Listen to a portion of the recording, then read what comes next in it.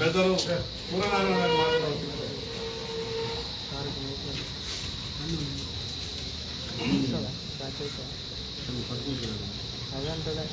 Media మిత్రులకు నమస్కారం. ఈ నెల 10వ తారీఖున భాగ్యనగరంలో పరేడ్ గ్రౌండ్లో జరుగుతున్న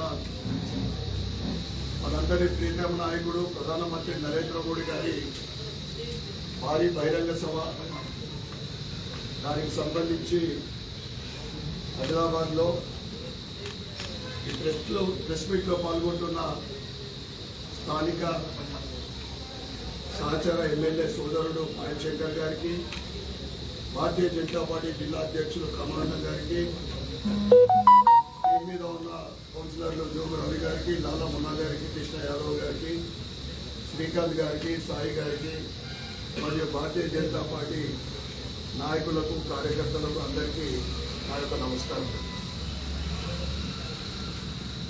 12 సంవత్సరాల క్రితము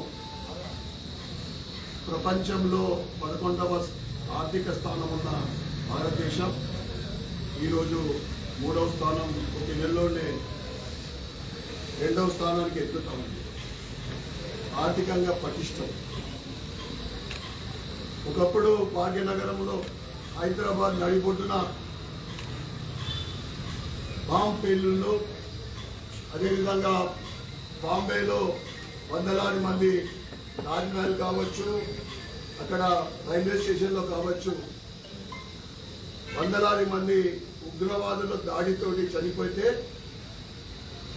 దాని మీద ఎటువంటి యాక్షన్ లేవు. అదే గత సంవత్సరము పుల్వామా దాడిలో హిందువుల మీద దాడులు చేసినప్పుడు ఈట్ కా జవాబ్ పత్తర్ అనే విధంగా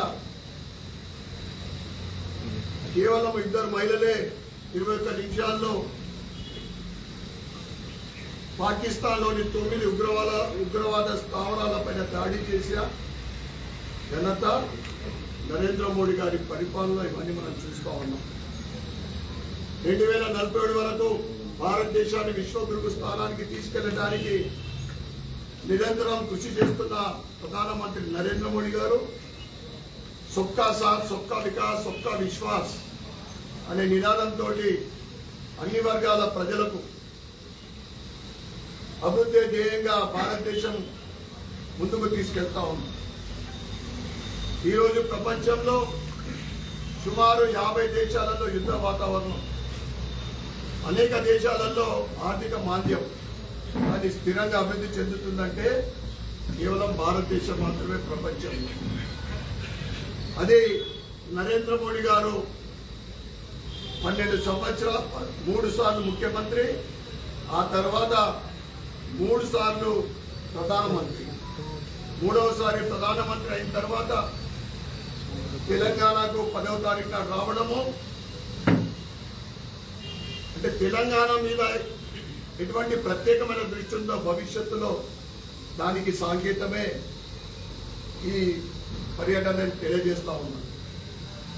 5 రాష్ట్రాలలో 4 రాష్ట్రాలు పాండిచేరిలో ఫలితాలు రాకముందే తెలంగాణలో రావడం ప్రకటించడం జరిగింది. అంటే ఎంత కాన్ఫిడెంట్గా మా విజన్ దేశంలోని ప్రతి రాష్ట్రం పైన ఒకటైన తర్వాత ఒకటి. ప్రజలు మామూలుగా భారతీయ జనతా పార్టీకి ఏదో మామూలుగా ఆదరిస్తలేరు. అన్ని వర్గాల ప్రజలు, ముఖ్యంగా మొన్న మహిళా బిల్లు ఏదైతే బిగిపోయిందో దానికి ప్రతీకారంగానే ఈరోజు వెస్ట్ బెంగాల్లో కానీ, కేరళలో కానీ, ఈరోజు తమిళనాడులో కానీ మహిళలు ప్రజల బుద్ధి చెప్పడం జరిగింది. అదేవిధంగా తెలంగాణలో ఈ బీఆర్ఎస్ ప్రభుత్వము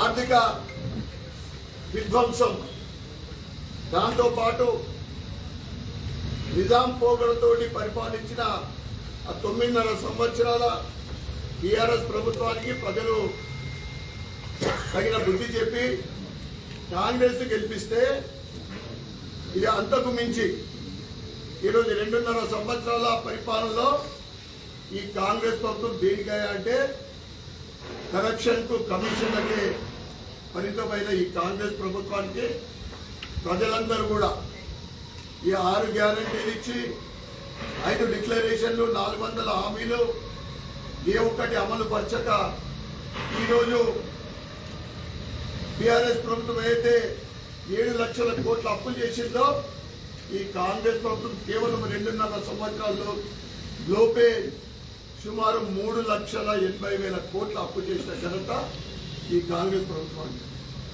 ఇటు మహిళలు కానీ, ఇటు యువకులు కానీ, ఇటు రైతులు కానీ అన్ని వర్గాల ప్రజలకు మోసం చేసిన ఈ కాంగ్రెస్ ప్రభుత్వానికి బుద్ధి చెప్పడానికి ప్రజలందరూ కూడా సిద్ధంగా ఉన్నారు. ఇంటెలెక్చువల్స్ కూడా అయితే 2025-26 సంవత్సరంలో 365 రోజులలో 363 రోజులు లోన్ తీసుకున్నారు. ఈ కాంగ్రెస్ ప్రభుత్వం పనితీరు ఏ విధంగా ఉందో ఇంటెలెక్చువల్ వర్గం కూడా చూస్తూ ఉంది. అందుకే నరేంద్ర మోడీ గారు ఏదైతే 10వ తారీఖున పరేడ్ గ్రౌండ్ లో భారీ బహిరంగ సభ సుమారు 3 లక్షల పైన ప్రజలు స్వాగతం పలకటానికి అక్కడ బహిరంగ సభ ఏర్పాటు చేయడం జరిగింది. 3 గంటలకు మధ్యాహ్నం 3 గంటలకు భారీ బహిరంగ సభ ఆదిలాబాద్ నియోజకవర్గ ప్రజలందరికీ కూడా మరియు కార్యకర్తలకు, నాయకులకు, మండలాధ్యక్షులకు, కౌన్సిలర్లకు అందరూ కూడా నేను విజ్ఞప్తి చేస్తా ఉన్నా. ఈ మంచి అవకాశము ఈ భారీ బహిరంగ సభకు పెద్ద ఎత్తున ఆదిలాబాద్ నియోజకవర్గం నుండి తరలి రావాలని ప్రతి ఒక్కరికి విజ్ఞప్తి చేస్తూ, దాంతోపాటు కుల సంఘ పెద్దలకు, ఇతర పెద్ద మనుషులకు కూడా నేను కోరుతా ఉన్నా. ఈరోజు నరేంద్ర మోడీ గారు కేవలం ప్రజల కోసమే పనిచేస్తున్న నరేంద్ర మోడీ గారికి భారీ సభకు పెద్దలు కూడా రావాల్సిందిగా నేను విజ్ఞప్తి చేస్తూ, మరొకసారి ఈ ప్రెస్ మీట్లో పాల్గొన్న పాయల్ శంకర్ గారికి మరియు కౌన్సిలర్లకు, పెద్దలకు, మీడియా మిత్రులకు మరొకసారి ధన్యవాదాలు, కృతజ్ఞతలు చెప్పుకుంటూ భారత్ మాతాకి జై.